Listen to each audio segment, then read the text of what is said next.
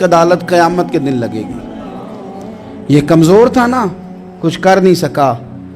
میرے نبی پاک صلی اللہ علیہ وسلم نے فرمایا سن لو، اگر سینگ والی بکری نے بغیر سینگ والی بکری کو تکلیف دی ہوگی نا تو قیامت کے دن اسے بھی بدلہ دینا پڑے گا کہ تیرے پاس سینگ تھے اور تو نے اسے مارا تھا۔ حضرت عائشہ صدیقہ رضی اللہ تعالیٰ عنہ فرماتی ہیں ایک عورت تھی، وہ بڑی باتیں سناتی اور آخر میں کہتی وہ ہار والا دن بھی بڑا عجیب دن تھا اور میرے رب کی قدرتوں کا دن تھا، وہ بھی بڑا عجیب دن تھا۔ سیدہ عائشہ صدیقہ رضی اللہ تعالیٰ عنہ ایک دن فرمانے لگی کہ تو ہار والے دن کا بڑا ذکر کرتی ہے، وہ کیا دن تھا؟ تو خاتون کہنے لگی اماں جی وہ دن تھا جب میرے رب پر بھروسہ اور مضبوط ہو گیا، جس دن میرا اپنے رب پر توکل اور بڑھا، میرے ایمان میں یقین میں اور پختگی آئی۔ کہنے لگی میں ایک گھر کی کنیز تھی، نوکرانی تھی، اس گھر میں ایک بچی تھی جس کے پاس سونے چاندی ہیرے جواہرات کا ہار تھا۔ اس زمانے میں نا چمڑے کے اوپر لوگ ہیرے جواہرات لگاتے تھے، کئی دفعہ سرخ رنگ کے چمڑے پہ لگائے جاتے تھے، وہ بچی پہنتی تھی تو کہتی ہوں بچی کے اس نے اتار کے رکھا یا اس سے گرا وہ ہار تو چیل اسے اٹھا کے لے گئی گوشت سمجھ کے اور میرے سامنے اٹھا کے لے گئی۔ گھر والوں نے مجھ سے پوچھا، یہ بخاری میں موجود ہے، گھر والوں نے پوچھا مجھ سے کہ وہ ہار کہاں ہے تو میں نے کہا چیل اٹھا کے لے گئی۔ گھر میں کچھ چوری ہو جائے تو سب سے پہلا الزام کس پہ لگتا ہے؟ ملازمین پہ۔ کہتے انہوں نے مجھے بڑا مارا، بڑی تکلیف تھی، حتیٰ کہ میری شرمگاہ تک کی تلاشی لی، میری عزت اتنی خراب کی میں بتا نہیں سکتی۔ میں نے اپنی زندگی میں ایک واقعہ دیکھا، ایک امیر گھر میں چوری ہو گئی، ملازم کو اتنا مارا کہ وہ چارپائی پہ پڑ گیا، پولیس والوں سے اتنی مار پروائی گئی کہ وہ بیچارہ چارپائی پہ پڑ گیا اور پھر وہ اتنا بیمار ہوا اور کچھ دنوں کے بعد پتہ چل گیا کہ چور تو اپنا بیٹا ہے ان کا، پھر اس کا انتقال ہو گیا۔ اب وہ سیٹھ صاحب اور گھر والے آ کے نا مرنے والے کے کان میں معافیاں مانگ رہے ہیں، کان میں۔ تو میں نے ان سے پھر کہا تھا کہ یہ تو اب چلا گیا ہے، تمہارا زور چلتا تھا نا تو تم نے قانون خریدا اور تم نے اسے جتنا ہو سکا تم نے اسے مار پڑوائی۔ وہ خاتون عرض کرتی ہے سیدہ عائشہ کی خدمت میں کہ مجھے بڑا مارا، مجھے تکلیف دی، میں کہہ رہی تھی کہ میرے سامنے چیل لے گئی ہے پر وہ نہیں مان رہے تھے، اماں جی انہوں نے مجھے بڑا مارا۔ حضرت عائشہ صدیقہ کہتی ہیں پھر کیا ہوا؟ کہنے لگی اماں جی جب کوئی میرا مددگار نہ رہا، مجھے تکلیف دے رہے تھے، رسوا کر رہے تھے، تو میں نے اپنے رب سے مدد چاہی، میرے رب کی طرف میں نے توجہ کی، میں نے کہا مالک اب تو ہی میرا مددگار ہے۔ کہتی ہے وہ مجھے مار رہے تھے تو وہ چیل جو ہار لے گئی تھی وہی لے کے واپس آ گئی اور ہمارے سروں کے قریب لا کے اس نے جب اس ہار کو پھینکا وہ مجھے چھوڑ کے سائیڈ پہ ہوئے، وہ میری بے گناہی جان گئے، لیکن آپ کو بتاؤں اس دن سے میرا اپنے رب پر یقین اور بڑھ گیا۔ مجھے سمجھ آ گئی کہ جب انسان پورا ٹوٹ جاتا ہے اور جب کوئی چاروں جانب اس کا مددگار نہیں ہوتا تو رب تو ہوتا ہے نا، اللہ تو اس کا مددگار ہوتا ہے نا، وہ تو پھر اپنے اس بندے کی مدد کرتا ہے نا، پھر وہ تو توانائی دیتا ہے نا، وہ تنہا نہیں چھوڑتا، وہ تو آنسوؤں والوں کے آنسوؤں پہ بڑا کرم فرماتا ہے، وہ تو قسم پرسی میں آ جاتا ہے، اس کی رحمت بڑھ کے استقبال کر لیتی۔ تو بھائی جب آپ پر اللہ کی حکمت کے تقاضے پورے ہونے لگیں اور زندگی میں کبھی کوئی ایسا وقت آئے کہ آپ محسوس کریں کہ تنہا رہ گئے ہیں اور کئی اپنے بھی مخالفین کی جماعت میں نظر آنے لگے ہیں، تو اس وقت پھر دل، روح، زبان اور ذہن کو یکجا کر کے سمجھ لینا کہ جب ساری دنیا ساتھ چھوڑ جاتی ہے تو رب کی رحمتیں اس وقت بھی ساتھ رہتی ہیں اور اللہ کی مدد اس وقت بھی بندے پہ کرم نوازی کرتی ہے۔ ایک اور حدیث سنیں، لطف کی بات یہ ہے یہ بھی بخاری میں ہے، یہ بھی واقعہ بخاری میں ہے۔ اللہ اکبر۔ ایک شخص نے نا ایک بندے سے قرض مانگا، اس نے کہا مجھے قرضہ دو، وہ کہنے لگا کہ کتنا قرضہ؟ اس نے کہا 1000 دینار، دینار سونے کا ہوتا تھا، درہم چاندی کا ہوتا تھا، 1000 دینار چاہیے۔ اس نے کہا کوئی گواہ ہے تیرے پاس؟ غریب کا گواہ بھی کوئی نہیں بنتا. کبھی الجھ جائے نا کوئی بندہ تو کئی اپنے بھی کہہ دیتے ہیں کہ ہم اس کے قول فعل کے ذمہ دار نہیں ہیں. ایک غریب آدمی کو قرض کی ضرورت پڑ گئی, 1000 دینار چاہیے. میں کہہ چکا ہوں کہ درہم چاندی کا ہوتا تھا, دینار سونے کا. اب 1000 دینار لینا ہے. تو جس بندے سے اس نے کہا, اگرچہ وہ نیک بندہ تھا, اس نے کہا یار 1000 دینار دے دو. تو کہنے لگا کوئی گواہ ہے تیرے پاس؟ وہ کہنے لگا غریبوں کا گواہ کون ہوتا ہے؟ ہاں ایک گواہ ہے. کہا کون؟ کہا میرا رب, وہ تیرے اور میرے بیچ گواہ ہے. اس نے کہا کوئی کفیل, اگر تو پیسے نہ دے سکے تو وہ بعد میں دے دے, یا تجھے کچھ ہو جائے تو وہ دے دے. اس نے کہا کفیل بھی میرا اللہ ہی ہے. میرے پاس اگر ہے تو رب کریم کا نام ہے, اگر اعتماد کر سکتا ہے تو کر لے. بندہ نیک تھا, اس نے کہا رب کے نام پہ, رب کی کفالت پہ, اللہ کو گواہ بنا کے میں تیار ہوں تجھے 1000 دینے کو. اس نے 1000 دینار دے دیا. وقت واپسی کا طے ہو گیا. وہ چلا گیا پیسے لے کے. اس نے پوری محنت کی کہ میں نے وقت پہ پیسے لوٹانے, پوری محنت بھی کر لی, اللہ نے مدد بھی کر دی, پیسے بھی اس تاریخ کو اسے مل گئے. بعض لوگوں کا تو لوٹانے کا دل ہی نہیں نہ ہوتا. فرمایا حدیث پاک میں کہ تو لوٹانے کا ارادہ کر, رب تیری مدد بھی فرمائے گا. لیکن یہاں بہت سارے لوگ کہتے ہیں خیر ہے, ارادہ ہی نہیں. تو پھر جس طرح کا بندے کا گمان ہو, رب بھی اسی طرح کا معاملہ فرماتا ہے. اس نے پیسے جمع بھی کر لیے اور واپس دینے کو تیار بھی ہو گیا, لیکن رستہ بحری جہاز کا تھا, کشتی کا تھا, دریا کے رستے واپس آنا تھا. اب وہ جب آ گیا دریا کے کنارے تو بڑی کوشش کی, پر وہاں اسے کوئی کشتی نہیں ملی. وقت پہ پیسے لوٹانے ہیں, سفر کرنا ہے, اب سواری میسر نہیں ہے. سوچ سوچ کے پریشان تھا کہ میں نے تو اللہ کے نام پہ لیے. اچانک دل میں ایک تجویز آئی. اس نے ایک لکڑی لی, لکڑی کو اندر سے کھولا, 1000 دینار اس میں بھرا. بخاری پڑھ رہا ہوں, اور ساتھ ایک خط بھی لکھا کہ یار میں پیسے پہنچانا چاہتا تھا پر مجھے کوئی چیز نہیں ملی دریا کے اس پار آنے, اللہ کے نام پر تیری طرف روانہ کر رہا ہوں. اور یہ کہہ کہ وہ لکڑی دریا میں رکھ دی. وہ لکڑی ڈوب گئی ہے, واپس آ گیا. وہ جس نے پیسے لینے تھے وہ عین مقررہ وقت پر دریا کنارے آیا. صبح سے سر شام تک اس نے انتظار کیا. دل ڈھلنے لگا تو دل میں خیال آ گیا کہ یار نہیں, اس نے دینے ہی نہیں, جھوٹا وعدہ کر گیا, پہنچا ہی نہیں وقت پہ. اب جب واپس لوٹنے لگا تو اچانک دریا میں ایک لکڑی تیرتی ہوئی دکھائی دی.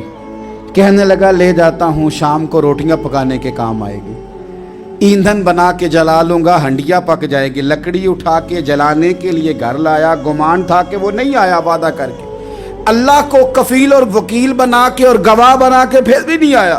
لکڑی لے کے گھر گیا, بخاری ہے, اور جب اس کو چیرا نہ کہ میں اس کی آگ جلاؤں گا, کھولا تو اندر سے 1000 دینار بھی نکل آیا, خط بھی نکل آیا.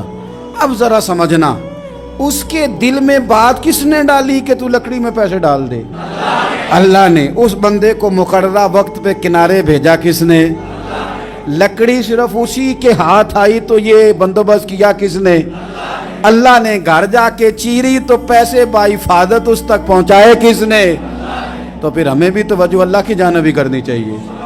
ہمارے پہ دل کی توجہ رب کی طرف ہی ہونی چاہیے نا. ہمیں ادھر ادھر جانے کی, دیکھنے کی, بندوں پر غور کرنے کی ضرورت کیا ہے؟ وہ پیسے پہنچ گئے, یہ وہاں اپنی جگہ پہ پریشان تھا. اس نے 1000 دینار اور جمع کیا.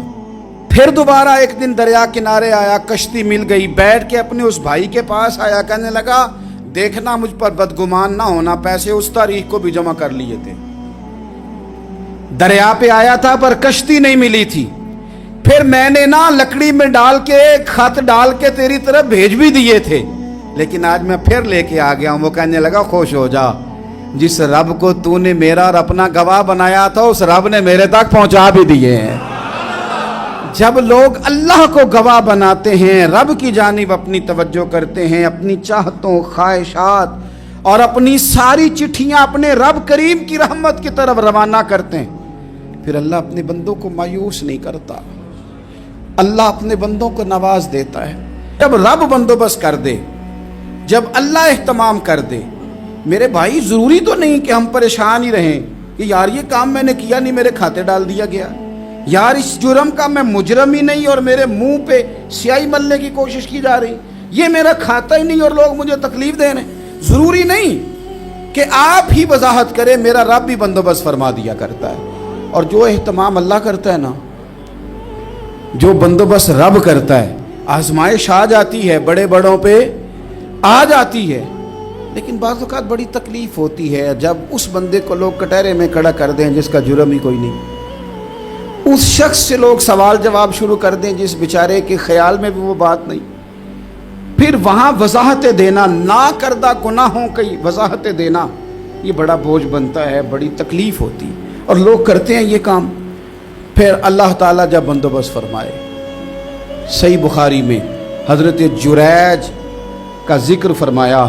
जुरैज नफल पढ़ रहे थे, माँ ने आवाज़ दी, वो आ नहीं सके, नमाज में थे, माँ नाराज़ हो गई। उसने हाथ उठा के कहा, अल्लाह ये उतनी देर तक मरे ना जब तक किसी बुरी औरत का मुंह ना देख ले। किसी और की दुआ के लिए सनद नहीं है कि वो तेरे हक़ में ज़रूर कबूल होगी, लेकिन माँ बाप की दुआ के लिए मेरे नबी पाक ने सनद बयान की है। सैयद आलम सल्लल्लाहु अलैहि वसल्लम फरमाते हैं, जब भी माँ बाप औलाद के लिए हाथ उठाते हैं, रब ज़रूर कबूलियत का शर्फ अता करता है। तो जहाँ सनद मौजूद है ना, कुछ इफ्तिताह अब्बा जी से भी करा लेनी चाहिए, कुछ काम शुरू करने से पहले सिर्फ अम्मा से ही दुआ करा लेनी चाहिए। ये वाला इफ्तिताह भी बड़े काम का है, क्योंकि यहाँ सनद बयान कर दिया मेरे नबी करीम। तो जनाब जुरैज की माँ नाराज़ हो गई, कहने लगी, अल्लाह इसने मेरी बात नहीं सुनी। अब थे तो वो नेक, लेकिन रब करीम की हिकमत का तकाजा है, माँ की दुआ को भी कबूल करना था। अल्लाह ने आजमाइश में मुब्तला कर दिया। वालदा तो चली गई, वो एक खैमे में, एक कुटिया में, एक झोंपड़ी में इबादत करते थे, अल्लाह को याद करते थे, रब रब करते थे, और लोग उनकी बड़ी तारीफ़ भी करते थे। लोग उनके इरादतमंद भी थे, अकीदतमंद भी थे, अहले मोहब्बत भी थे। एक औरत आ गई, बस वो अल्लाह की हिकमत पूरी होनी थी। उसने आके पहले तो उन्हें अपनी तरफ माइल करना चाहा, जब ना माइल हुए तो इल्ज़ाम लगा दिया। ये हमारे दौर का तकाजा है, लोग पहले आपको अपने हक़ में कायल करते हैं, अपनी फर्मा बरदारी में लाना चाहते हैं। अगर आप नहीं आते तो फिर वो आपको मुजरम करार दे देते हैं, या मेरे साथ चल वरना फिर मैं तेरे खिलाफ प्रोपेगेंडा करूँगा। दो ही बातें। पहले उसने कायल किया, जब जनाब जुनैद कायल ना हुए तो उसने करीब एक चरवाहा था, उस चरवाहे के साथ जाके मुंह काला किया। मुकर्रा वक्त पे बच्चा पैदा हो गया। लोगों ने कहा किसका है? कहने लगी इस खानकाह में, इस हुजरे में इबादत करने वाले का है। अगर किसी दीनदार पर ज़रा सा भी इल्ज़ाम लग जाए तो आप यकीन करें कि बड़े बड़े खौफनाक लोग भी नेक हो जाते हैं। जिनका अपना सारा माजी काला स्याह हो, वो भी उजालों के राहबर बन जाते हैं। जिनकी अपनी ज़ुबानें सारी ज़िंदगी आलूदा रही हों, वो भी बड़े बड़े आला सच बोलने लगते हैं। आला कच्चे मेरे मकान की दीवार क्या गिरी, लोगों ने तो मेरे सहन में रस्ते ही बना लिए। बड़े लोग आ जाते हैं, फिर बड़ा कुछ करते हैं और बड़े बड़े खौफनाक जुमले कसते हैं। बस को नुक्ता जो हाथ आ गया, ऐसा जैसे गिरने का इंतजार कर रहे थे। अब जनाब लोग उठे, एहतजाज शुरू हो गया, शोर पड़ गया। ये बाबा बड़ा नेक बनता था, नफल पढ़ता था, इबादतें करता था, देखो इसका हाल क्या है कि इसने नाजायज बच्चा पैदा किया।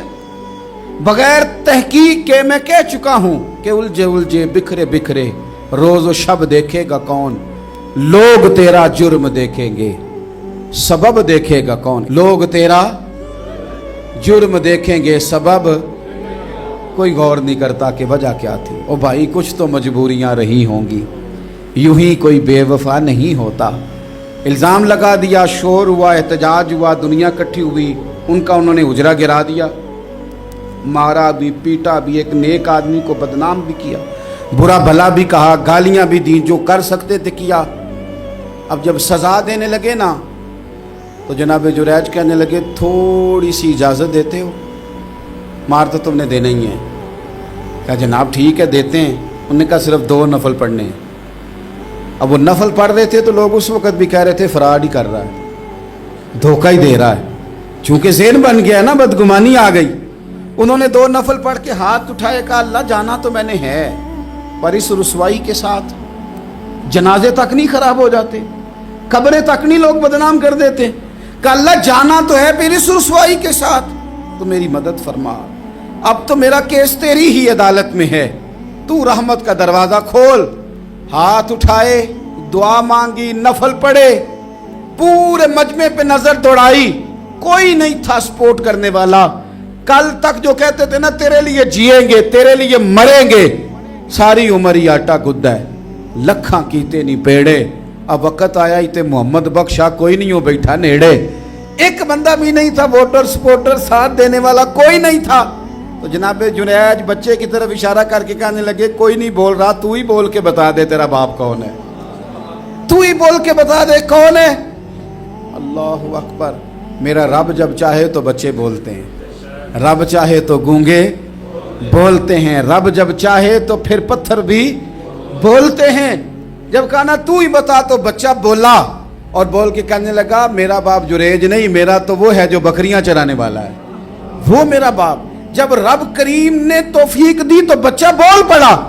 जब रब बंदोबस्त करता है किसी की इज्जत की हिफाजत का तो फिर कोई उसे रुसवा कर सकता। याद रखना, जब रब मुहाफिज हो तो फिर लोगों का प्रोपेगेंडा वहां कुछ कर सकता। लोग कई दफा बड़ा गहरा जाल बुनते हैं, साजिश का रंग बड़ा गहरा होता है, आम सादे आदमी उसको समझ नहीं पाते, उस प्रोपेगेंडे का हिस्सा हो जाते हैं, उन्हें पता ही नहीं चलता ये बात दरअसल क्या की जा रही है। ये कितनी गहरी हसद की आग है जिसको लोग बुग़्ज़ के साथ हवा दे रहे हैं, अपनी अदावत के साथ उसको ज्यादा जला रहे हैं। हजरत सैयदना आयशा सिद्दीक़ा रज़ियल्लाहु ताला अन्हा बयान करती हैं, और लुत्फ़ की बात ये भी बुखारी में मौजूद है। मैंने जनाब जुनैद का किस्सा अर्ज़ किया तो बुखारी से, ये अर्ज़ कर रहा हूँ तो बुखारी से। ये वाक़या मैं हुजूर की उम्मत के किसी वली का बयान करता तो लोगों ने कहना था हमारी समझ में ही नहीं आता। बाज़ लोगों का ख्याल है कि दाता साहब की करामत भी नबी पाक की बयान करें। ओ खुदा के बंदों को ख्याल करो, दाता साहब तो कई सौ साल बाद आए हैं, वहां अगर कोई करामत होगी तो हुजूर बयान करेंगे। अगर नबी करीम ने पिछले बनी इसराइल के वलियों की करामतें बयान करके तुम्हें बताई हैं तो उसका माना ये है कि अगर वहां अल्लाह ये शान अता कर सकता है तो तुम तो उम्मतों की सरदार उम्मत हो, उन पर तो निरा फजल है, तुम पर तो रब का फजले कबीर है। तो बस लोग समझने को तैयार नहीं, पिछलों की मान लेते हैं। जनाबे आसफ बिन बरखिया की करामत जो सूरह नमल में आई वो तो मानेंगे, पर गौस पाक की करामत ये पता नहीं अजीब फलसफा है, और किस तरह का फलसफा है ये समझ से बालातार है कि बनी इसराइल का कोई वली हो तो उसकी करामत हो सकती है और नबी पाक की उम्मत का हो तो उसकी हो ही नहीं सकती। क्या माना है इस बात का? और लोग हैं कि दादो तहसीन दे रहे हैं, वाह वाह कर रहे हैं। अल्लाह ताला समझने की तौफीक अता फरमाए। हज़रत मरियम की गोद में जनाब ईसा अलैहिस्सलाम तशरीफ़ ले आए तो जनाब मरियम को हुक्म था कि आपने बोलना ही नहीं, आपने बात ही नहीं करनी, आप खामोश रहें। वो खामोश हैं।